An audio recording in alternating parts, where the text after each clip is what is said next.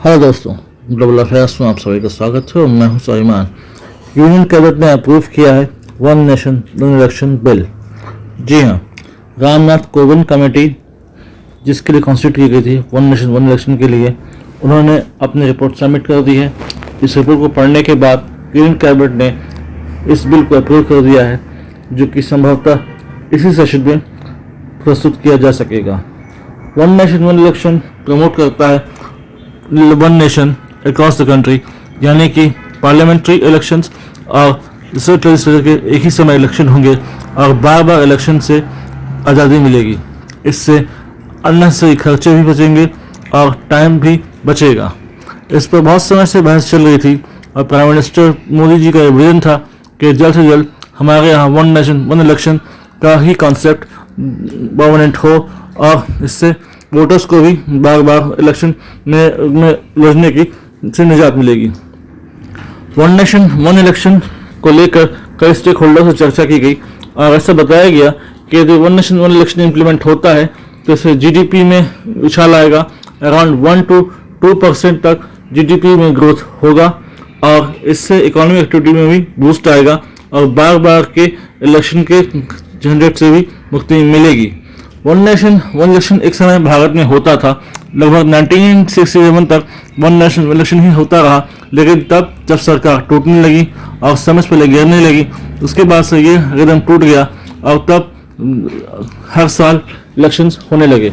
इससे बहुत सारा टाइम कंज्यूम होने लगा, बहुत ज़्यादा इलेक्शन पर लोगों को लगाया जाने लगा, जिससे बहुत से दूसरे काम भी डिरेल होते थे। फिर चाहे वो इलेक्शन में के कारण एजुकेशन हो, लॉ एंड ऑर्डर हो या दूसरे डेवलपमेंटल वर्क हो। इसी से बचने के लिए वन नेशन वन इलेक्शन का कॉन्सेप्ट लाया गया और रामनाथ कोविंद कमेटी ने इस पर स्टडी किया और सभी स्टेक होल्डर से चर्चा की। अगर ऐसा होता है तो ये युगांतकारी कदम होगा।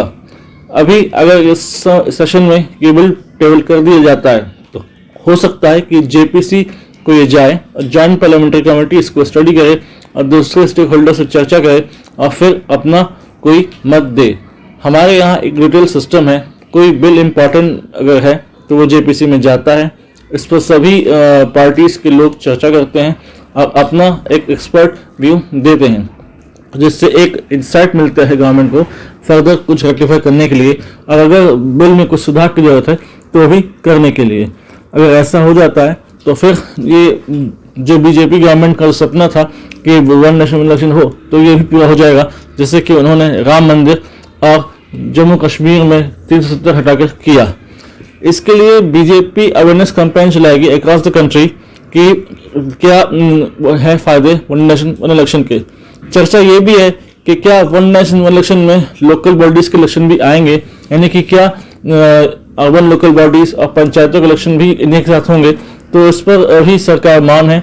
बताया जा रहा है कि सरकार स्टेप बाय स्टेप चलेगी, यानी कि एक तीनों ही बॉडीज के इलेक्शन नहीं होंगे, यानी कि अभी जैसे इलेक्शन हो रहे हैं अर्बन लोकल बॉडीज के पंचायतों के वजह से होते रहेंगे, फिर लेटर फेज में उनको भी इंटीग्रेट किया जाएगा।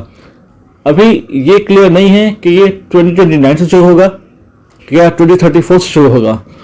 अगर ऐसा होता है 2029 में शुरू होता है तो फिर बहुत से बदलाव करने पड़ेंगे। इसके लिए कॉन्स्टिट्यूशन अमेंडमेंट बिल भी लाया जाएगा और इस पर डिबेट और डिस्कशन होगा, यानी कि लॉन्ग थॉट प्रोसेस है, इसको पूरे होने में अभी समय लगने वाला है। तो देखते हैं इस पर क्या होता है। इस पर कोई अपडेटेड इन्फॉर्मेशन आती है तो I will make a dedicated video in this regard.